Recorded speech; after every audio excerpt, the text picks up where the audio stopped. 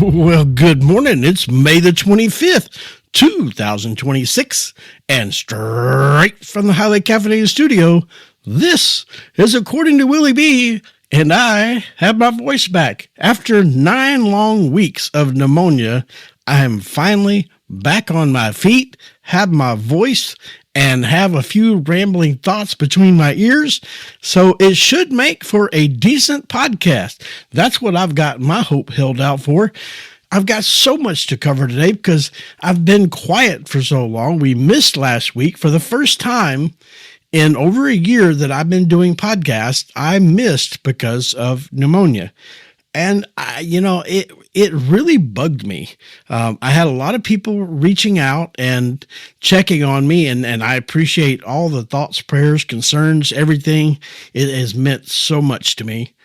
But here I am. I'm back in the studio. I'm back in front of the mic, and I wanted to make sure that I had a really good episode for today.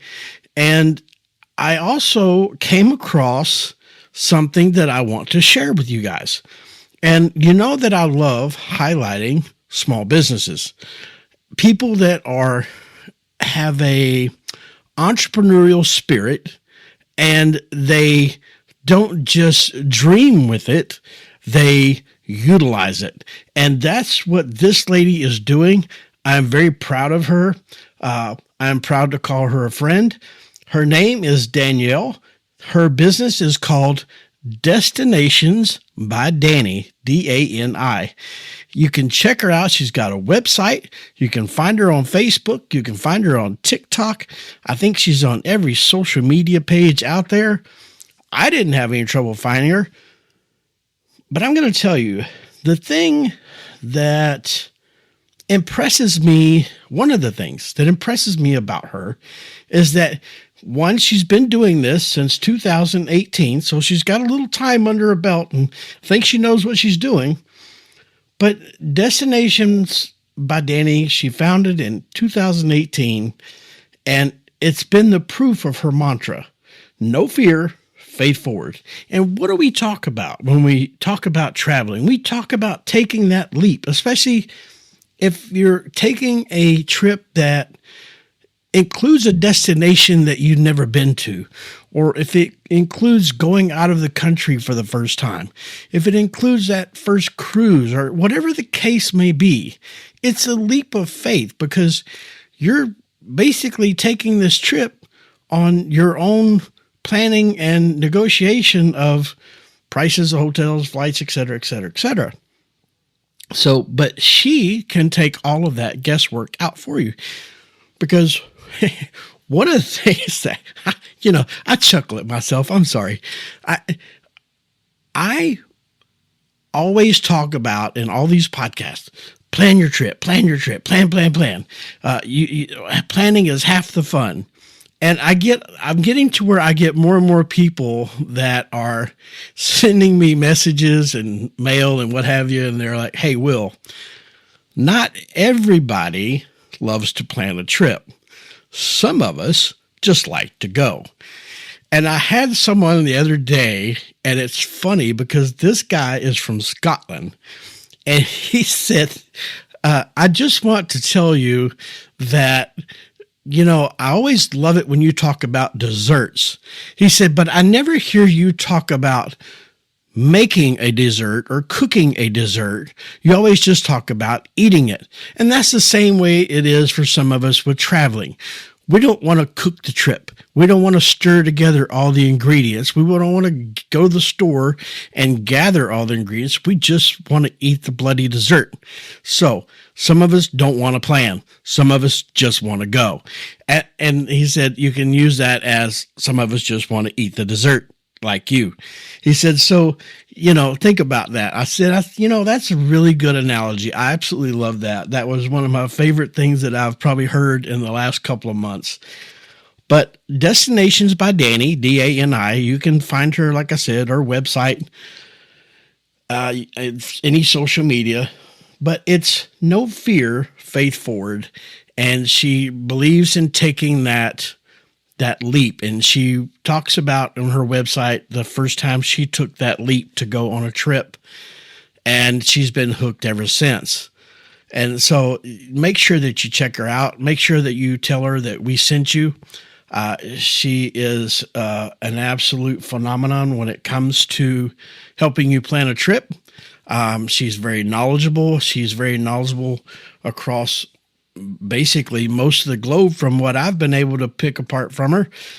So you know what? Check her out and put her to the test and see what she knows, because I did my homework with her and tried to find out all that she knew, and I found out that she knew a lot more than I did. But you know, that's not saying a whole lot, because I could probably put all my knowledge in a 20-minute podcast, which is pretty much what I do every week, right?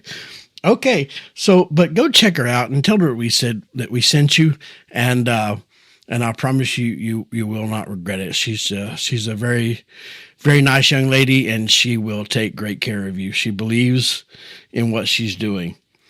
So moving on with this week's podcast, and starts with a question: why the world is obsessed with cruising again? Holy Toledo, Batman. What is going on? I know I made a few months ago, I did a podcast and I got called out for it by a lot of people, and that I was anti-cruise, that I didn't like cruises. Again, I will try to defend myself here. If I have my choice to go either on a cruise or go to an all-inclusive island, to a resort, I'm going to go to the all-inclusive resort every single time. I understand the pros and cons of both. Both of them have pros and cons. It's all about what you are looking for in your vacation, because a vacation is supposed to fit you, not everybody else. And that's why I warn you about going off of social media. Yes, the pictures look great. Yes, I get all the hype and the fluff on the internet. I get all that. But it has to fit you. Just like the packing list, it has to fit you and your trip. It has to fit your budget as well, right? So let's talk about the cruising industry. What the heck is going on? You know, I'll tell you what I remember most about my very first cruise. And I know right now, I know what some of you are saying. You're about to talk about food. You're about to talk about the buffet. And if you think about, my first cruise was back in early 90s, 91, 92, I believe, if I remember correctly, 91. And yes, they still had the famous midnight buffet back then. And they were impressive, I have to say. Never seen a buffet like that. With all the ice sculptures, the fruit sculptures, it was like a show. And it was made out of food. But here's the thing. The number one thing that I went back home after that first cruise and bragged about was, the first thing I said was not about the buffet, not the pool, not even the islands. I came home bragging that the ship had a library. There's a library on the ship. And I mean, I'm not even an avid reader. Why was I excited about that? Because in my mind, ships were supposed to have lifeboats and a buffet line with questionable mashed potatoes. But then I stepped on board that first cruise ship and realized that thing wasn't a boat. It was a floating city. Now, if you think that the cruise ships have changed in the last few years, think about this. This was in 91. This is over 30 years ago. Think about how much that cruise ship has changed. Think about the size alone of how the cruise ships have changed. I'm expecting at any moment, now I mean this as a joke, but I really think this could possibly happen in the very near future. They keep making these cruise ships bigger and bigger and bigger. And sooner or later, they're going to come in and they're going to ask some of these old boys from the South to grab their welding machines and head on down to the shipyard, and they're going to weld 2 or 3 of those things together.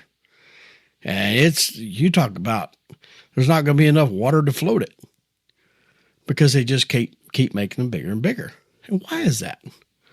Well, do you think they would spend 40, 50, 60, 70, 80 million, billion dollars on these boats if there wasn't a demand? Of course not. So there is a demand. The demand is bigger than it's ever been. They're saying that 2026 is almost completely sold out.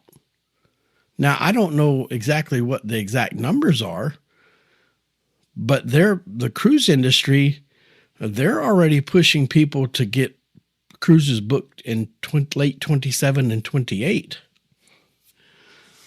So, that's something to think about. So why is this? What's driving this? Well, let's think about it. Let's say that right now you're sitting in Texas and you want to fly to Florida or California or somewhere, maybe even North Carolina. What's that ticket going to cost you? More importantly, what's that airline ticket going to cost you and your family of 3, 4, 5 people? It's over a mortgage, isn't it? Yeah. When there are enough ports across the seaboard of the U.S. that we don't have to fly anywhere. We could just pack it up in a car, industrial-sized suitcases and all, pack all the family, the grandparents, everybody in the car, and then show up at the dock at the port and get on the boat. No airline needed. And this is what I'm talking about. This is just one of the reasons why the cruise ship industry is exploding. Cruising is no longer some niche vacation for retirees wearing captain's hats and eating shrimp cocktail at 4:30 in the afternoon. It's definitely not Gilligan's Island.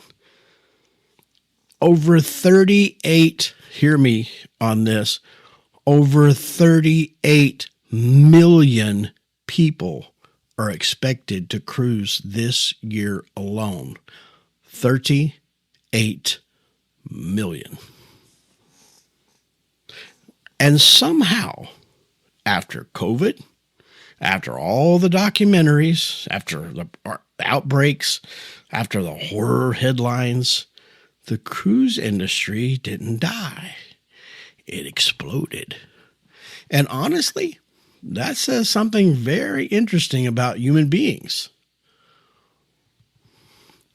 Because modern people are exhausted. We are mentally overloaded. Too many decisions, too much stress, too much planning, too much noise. But cruising removes decision fatigue, doesn't it? Transportation, handled. Food, taken care of. Entertainment, got it. Hotel, it's a floating ship.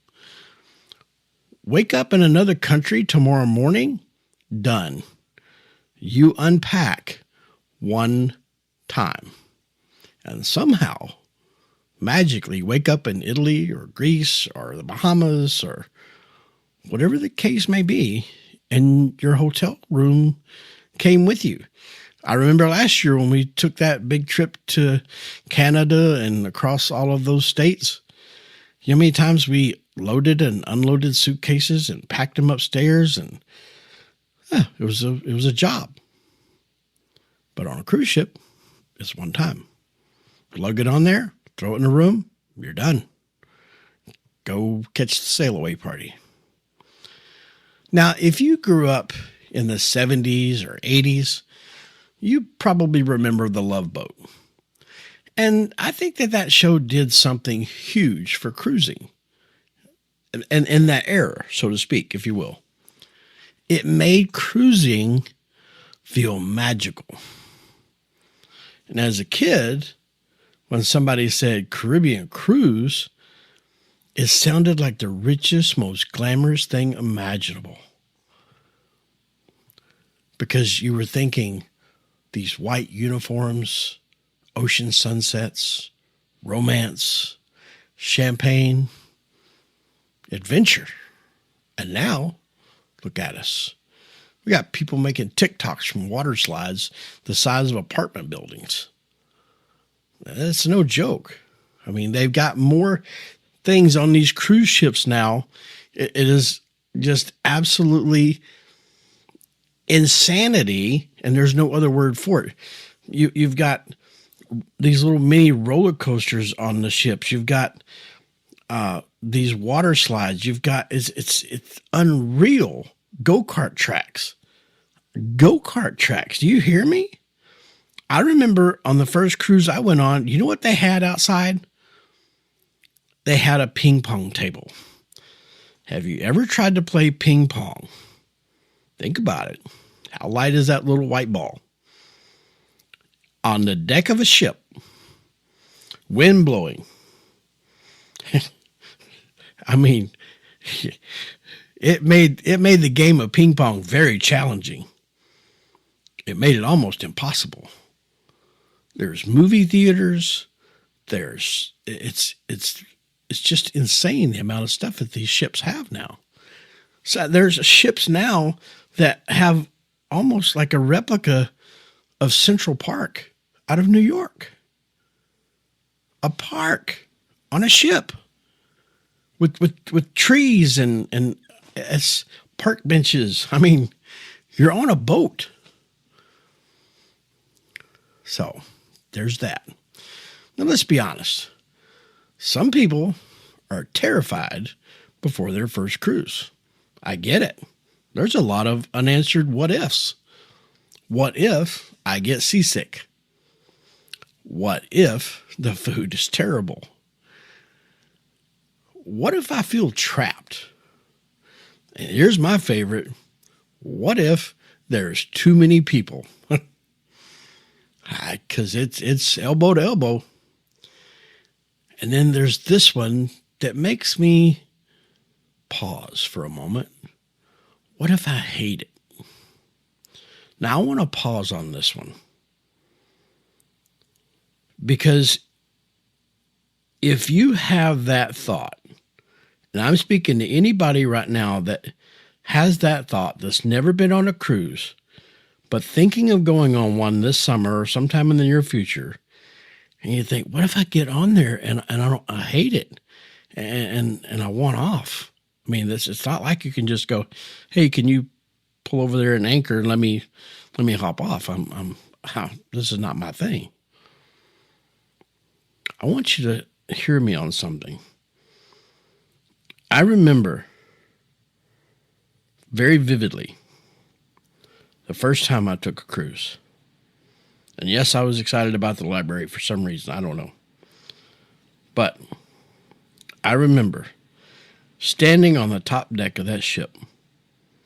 And as we sailed away from Galveston, so you know what the water looks like there. Yes, I know. I'm talking about Galveston water again. All brown, yucky. You know it's true. And then, as you sailed away further,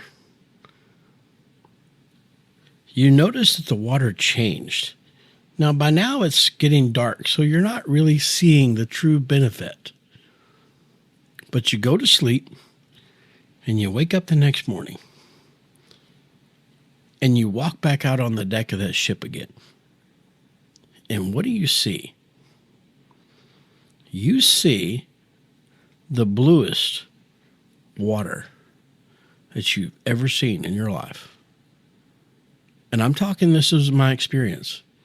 I had never seen water that blue. Now, you have to understand that back in the early 90s, it wasn't like you could just pick up your cell phone and Google, hey, what's the blue water look like? We didn't have everything at our fingertips. So there were a lot of things of the unknown out there that were still unknown. Sure, you see things on TV, but I mean, it's on TV, so do you really believe what you're seeing? I mean, that's Hollywood. They done colored the ocean blue. No.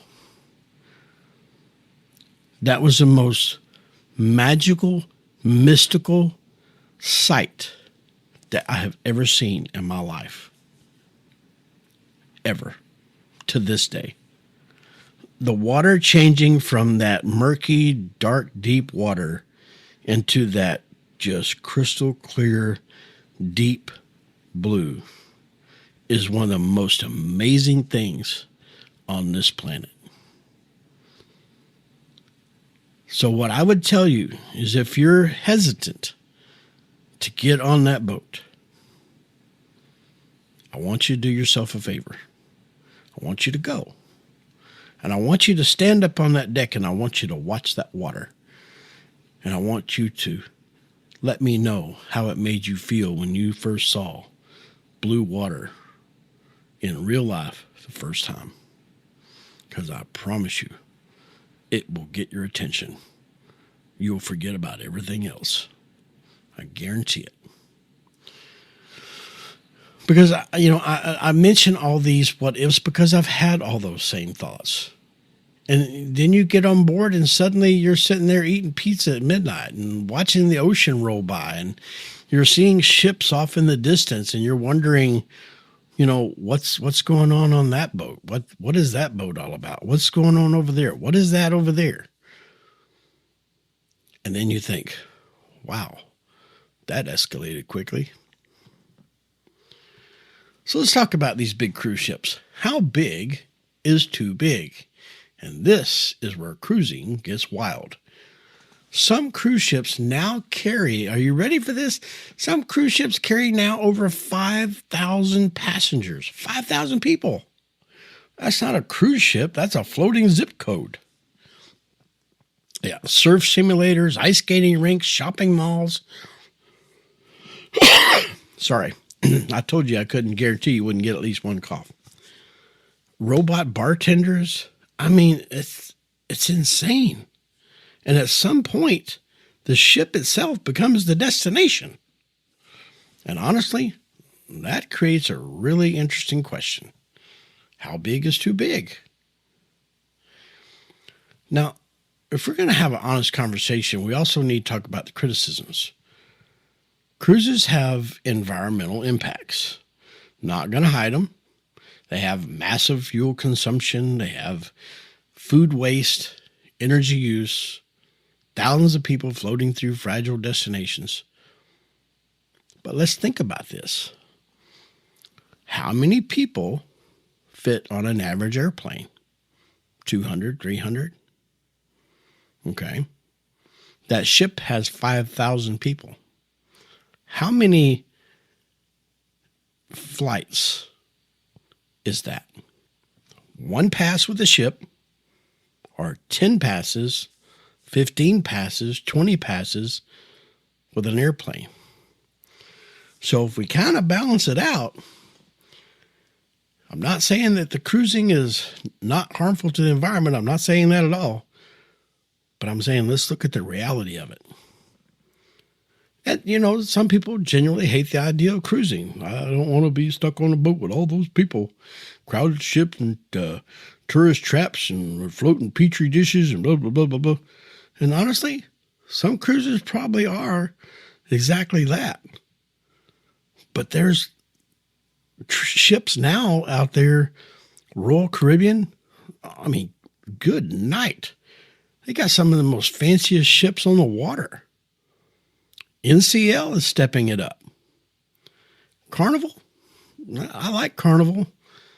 To me, and I don't mean this in a bad way at all. I promise I don't. But it's the only way I can give you my thought. This is just my opinion. But Carnival is like let's call it the Dollar General of cruises. Doesn't mean they're bad.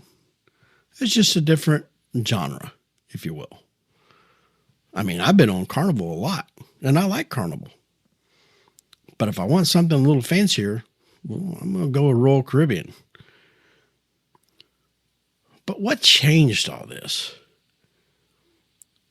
One of the things that changed it, like I told you, was prices of flights. But social media has also shaped the cruise industry of where it's at now. You know, back in my day when I first cruised, people discovered cruises from travel agents and brochures. Now, just pull up TikTok, put in cruising. You'll get room tours and balcony breakfasts, buffets, cruise hacks, packing videos, hidden secrets on board. Of course, if there's 5,000 people on board, I don't know how there could be many secrets, but, you know, there's a lot of content creators out there that, here's 5 secrets you need to know about your next cruise. Oh, really? 5 secrets? Come on. 5,000 people. I don't think there's many secrets on there, bud. But every now and then, I'll learn something new that I didn't know. But for me, the caveat is that doesn't mean a whole lot. So, and younger travelers have suddenly realized, wait, this actually looks fun. But you know what cruising really gives people? Breathing room. What do I mean? No cooking, no traffic, no work emails, no rushing around trying to plan every second. It just exists. You wake up, you look out over the ocean, you grab a coffee, and the world slows down just for a minute. And honestly, maybe that's why the industry is exploding.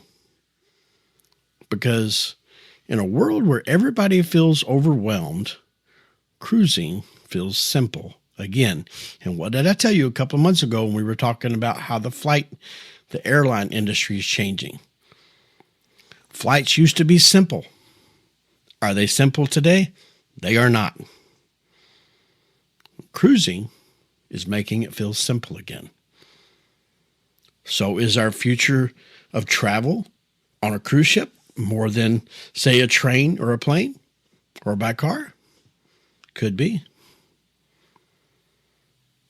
And maybe that's why people get addicted to it. Not because of the buffet or the casinos or the water slides, but just because for 1 week, life becomes easy.